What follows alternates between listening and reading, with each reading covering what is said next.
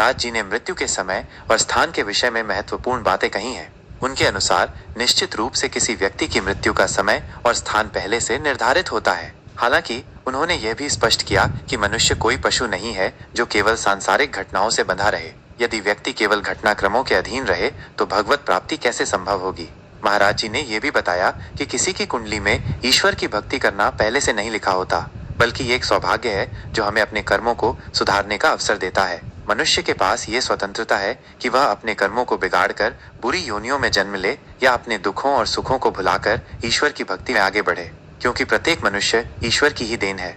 अंत में महाराज जी ने इस बात पर जोर दिया कि मनुष्य को अपने दुखों और सुखों को भुलाकर ईश्वर की भक्ति और उनकी प्राप्ति पर ध्यान केंद्रित करना चाहिए, क्योंकि यह मनुष्य जन्म अत्यंत विशेष है। यदि मनुष्य सच्ची भक्ति करे तो वह अपने ईश्वर को भी वश में कर सकता है। उन्होंने ये भी कहा कि दूसरों को सुख पहुंचाना, उनके काम आना और भगवान का भजन करना महत्वपूर्ण है, क्योंकि यदि हमारा वर्तमान भगवान में समर्पित है तो कोई भी हमारा कुछ नहीं बिगाड़ सकता।